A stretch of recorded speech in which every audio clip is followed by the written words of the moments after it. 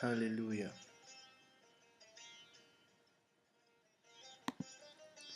Gloire au Seigneur.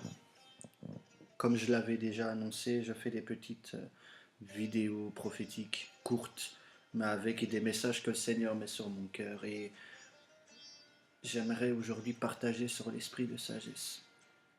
Pas la sagesse du monde, pas la sagesse que nous ont inculquée nos parents, même si ces choses peuvent avoir tiré leur substance dans des racines bibliques.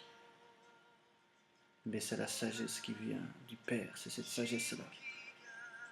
Le Seigneur nous pousse même à demander la sagesse et il ne nous la refusera pas. Pour autant que nous demandions avec foi, avec certitude, sans douter.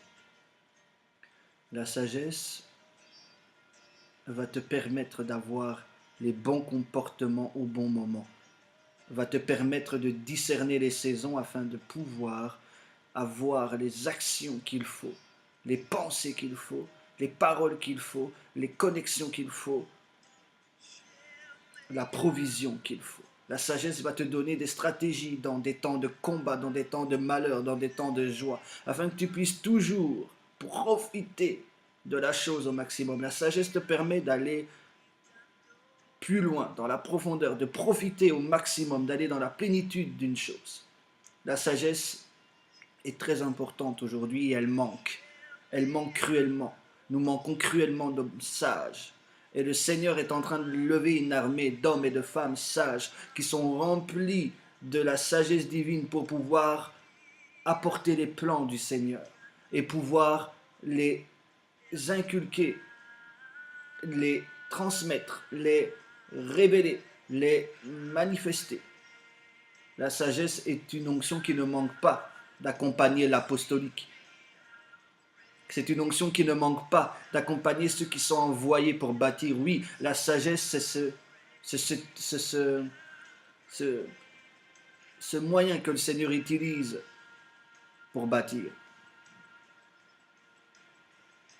Oui, la sagesse est le moyen que le Seigneur utilise pour bâtir. Nous savons que nous ne pouvons pas bâtir sur un autre fondement que Christ, et Christ bâtit sur la sagesse, parce que la femme sage bâtit sa maison. Et il aime une femme sage. Une femme sage est un don de l'Éternel. Et le Père veut donner à son Fils une femme sage. Le Père qui est dans les cieux veut donner à son Fils une épouse sage. Et c'est le temps que l'épouse soit sage. Je ne parle même pas des vierges folles et des vierges sages. Je ne viens même pas dans ce message. Je viens te dire que le Seigneur lève une armée de bâtisseurs et ces bâtisseurs seront armés de la sagesse du Seigneur afin de bâtir. Nous avons besoin de bâtisseurs et le Seigneur lève des bâtisseurs. Alors aujourd'hui, si tu as une vision, si tu as un plan, si tu dois bâtir quelque chose, que ce soit pour le Seigneur, que ce soit une entreprise, que ce soit un couple, il faut maintenant t'assurer, même une relation amicale, quoi qu'est-ce, il faut t'assurer que tu es dans l'esprit de la sagesse. Parce que l'esprit de la sagesse, c'est la crainte de l'Éternel, c'est le frémissement du Seigneur. Ça te permet d'éviter beaucoup de choses. La sagesse va te permettre de pouvoir prendre des bonnes décisions, de pouvoir couper les bonnes relations, de pouvoir t'allier avec les bonnes personnes. La sagesse, c'est l'esprit de sagesse que j'invoque maintenant et qu'il repose sur toi qui m'écoutes. Oui, je te pousse aujourd'hui à faire tout dans la sagesse. Évite d'aller dans le mal, d'aller dans les mauvaises relations, d'aller dans les mauvaises décisions, d'aller dans les mauvais endroits, d'aller dans la mauvaise direction. Évite, la sagesse va t'aider à prendre la bonne direction et la sagesse va t'aider à prendre la bonne route, oui, mais surtout au bon moment. La sagesse va te permettre de compter les jours, de compter le temps avec vérité, avec précision. La sagesse est une arme précise du Seigneur pour te permettre de compter tes jours, pour te permettre de te rendre compte, wow, sur l'espace de telle année, jusqu'à telle année, je vais bâtir cela, cela, cela. Non pas tes plans, mais les plans que le Seigneur te donne dans ton esprit. C'est la sagesse qui va te permettre de les bâtir. C'est la sagesse qui va te permettre de dire ça, c'est le temps.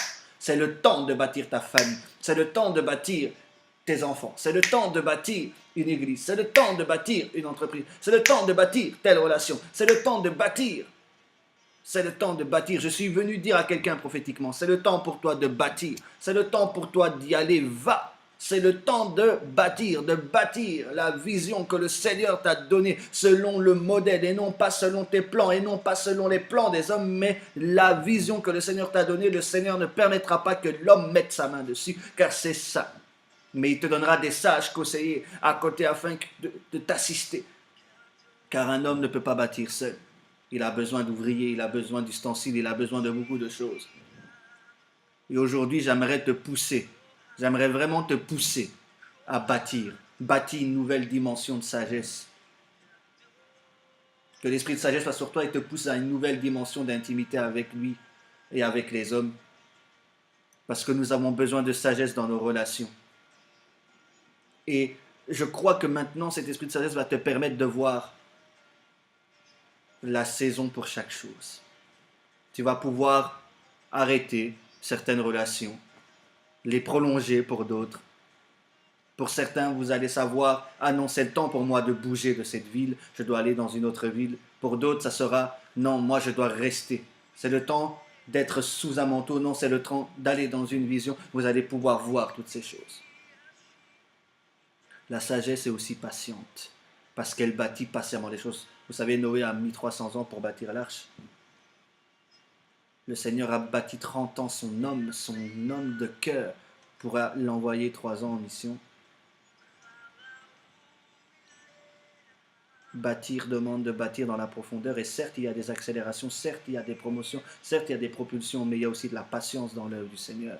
Et la patience parfait les choses. Et la patience, ça vient avec le temps. Le Seigneur utilise le temps, et le meilleur allié du temps, c'est la sagesse. Parce qu'il va te permettre d'utiliser le temps comme le Seigneur l'utilise, et ça va te permettre d'être alors dans la dimension de l'éternité, dans la dimension que je domine le temps. Et les circonstances travaillent à mon bien. Non pas par ma force, non pas par ma puissance, non pas comme un Dieu, comme un homme au-dessus de toute chose, non.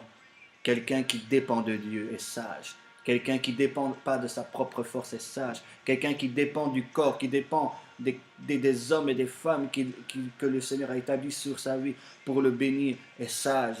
Il n'est pas précipité dans les choses. Le diable a manqué de sagesse. Ce qui manque au diable, c'est la sagesse. Il peut être malin, mais il n'a pas la sagesse. La sagesse, c'est ce qui a été envoyé dans le monde et que les chefs de ce monde n'ont pas pu reconnaître, sinon ils ne l'auraient pas crucifié. La sagesse infiniment variée de l'Église, c'est ce qui va faire que le monde verra. Les anges verront. Tout ce qui est invisible et visible verra. La sagesse que le Seigneur a mis en toi. Alors aujourd'hui, je voudrais que tu bâtisses avec sagesse, que tu te comportes avec sagesse, que tu parles avec sagesse, que tu entretiennes des relations avec sagesse. Il y a une personne ici, elle m'écoute et tu as coupé les liens avec ta mère, tu as coupé les liens avec ta mère et tu crois que tu es dans le droit, mais ce n'est pas vrai. Tu dois reprendre une intimité avec ta mère. Tu l'as beaucoup blessée par cette attitude. Tu dois reprendre une relation sincère avec ta mère. Ne quitte pas la maison. Ne quitte pas la maison. Va demander pardon à ta mère. Les situations difficiles que tu vis, c'est à cause de ça. Le Seigneur veut t'apprendre la soumission. Tu as l'onction, tu prophétises, tu es une chantre même. Et tu vas dans une église à Bruxelles, je vois l'EIB. Tu me regardes à cet instant. Tu as une relation troublée avec ta mère. Tu ne lui as pas pardonné des mots qu'elle t'a dit. Tu ne lui as pas pardonné la façon qu'elle s'ingère dans ta vie.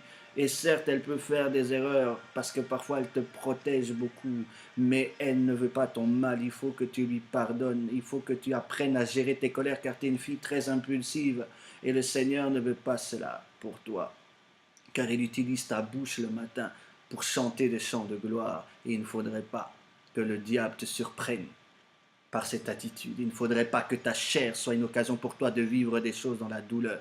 Car ta mère, tu ne dois pas la mépriser. Ta mère, tu ne dois pas l'aimer faussement. Tu dois arranger cette situation parce que le Seigneur veut te bénir. Il y a une porte de nouvelle saison dans ta vie et une nouvelle dimension de relation avec ta mère qui va te permettre de grandir et ton mariage arrivera plus vite que tu ne le penses. Mais c'est ça qui doit être arrangé, pardon. Être vraiment dans l'alignement que le Seigneur veut pour toi. Il y a une autre personne qui me suit. Tu te dis, oui, il a parlé de sagesse, mais est-ce que je dois partir ou pas? Est-ce que je dois avancer ou pas? Est-ce que je dois faire ceci ou pas? Tu es très indécis, tu es très indécis. C'est un homme et c'est une femme. Vous êtes très indécis, vous êtes jeunes. Un à 24, l'autre à 21.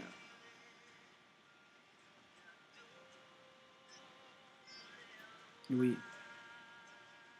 tu es indécis, tu es indécise. Vous êtes indécis. C'est ça votre problème. Le Seigneur veut que vous arrêtez de douter et que vous vous laissez diriger. Le Seigneur vous a donné beaucoup de prophéties, vous a donné beaucoup de conseils par les Écritures et par vos pasteurs, parce que vous êtes des gens soumis. Mais vous voulez toujours plus, vous voulez que toujours le Seigneur confirme ce qu'il a déjà confirmé. Le Seigneur à l'homme te dit non, tu dois encore rester. Mais à la fille, le Seigneur te dit tu peux partir, tu vas poursuivre tes études là-bas. C'est des études de droit. Et pour le garçon, non, tu dois encore rester dans cette église. Ce n'est pas le temps pour toi d'être propulsé dans ton ministère. Tu dois encore apprendre. Même si tu as des bonnes bases, même si tu as l'onction, même si tu es utilisé dans la guérison, je t'en supplie. Tu es aussi très précis dans les paroles de connaissance. S'il te plaît, ne pars pas encore. Ce n'est pas le moment. Ce n'est pas le moment. Et ta femme arrive. Elle est plus proche de toi que tu ne penses. Tu l'as laissée au bled et tu travailles ici. Et tu t'es mis sous une autorité dans une église et tu as travaillé et tu l'as laissée au bled et tu veux qu'elle vienne. Le Seigneur va faire cela pour toi. Elle va rentrer dans la destinée avec toi. Et vous allez servir dans l'Europe et dans l'Asie. Et vous aurez une forte onction pour l'Asie.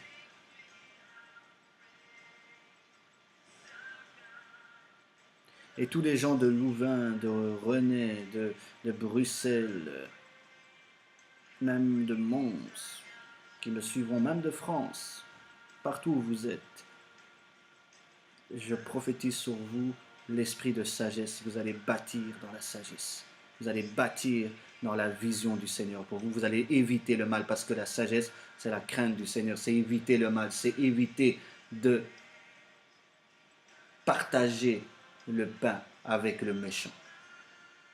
Bien sûr, il faut aimer ton ennemi, mais quand je dis du pain, c'est ta bénédiction, c'est ta vie. C'est ne pas permettre aux méchants de venir dérober ce que le Seigneur t'a donné. Je prie aussi pour des personnes, vous avez des problèmes de cœur et vous m'écoutez, vous avez des problèmes de cœur et pour certains, vous avez vraiment des problèmes aussi de dos, le Seigneur est en train de vous guérir. Il y a une onction de guérison qui passe par les ondes et vous êtes guéris. Voilà, c'est les petites prophéties et les petites paroles de connaissance que le Seigneur m'a données. Je sais qu'elles toucheront les cœurs et qu'elles toucheront les vies de ceux qui écoutent. Il y a quelqu'un qui a un problème avec la colonne vertébrale, elle doit être redressée, le Seigneur la redresse maintenant. Cette vidéo ne sera pas suivie qu'en Belgique. Elle sera suivie dans d'autres pays. Je vois même des pays d'Asie et je vois une onction de réveil qui va rentrer dans ces pays-là à travers cette vidéo. Parce qu'ils vont bâtir avec sagesse. Il y a des relations qui vont être restaurées. Il y a des comportements qui vont être modifiés. Ça va permettre aux gens de vivre heureux. L'esprit de sagesse est sur toi. Ne l'oublie pas. L'esprit de sagesse est sur toi. Ne l'oublie pas. C'est cela que je prophétise sur toi aujourd'hui, ce 11 septembre. Merci de m'avoir écouté. C'est votre humble serviteur, le prophète Jérémie. CENJ est toujours là pour vous aider. Une équipe qui a à cœur de répandre le message de l'Évangile, qui a à cœur de soutenir ceux qui marchent avec le Seigneur et qui a à cœur d'aimer, de servir et de faire ce que Yahweh leur demande. Je vous bénis, je vous aime et on se retrouve la prochaine fois. Bye bye et shalom.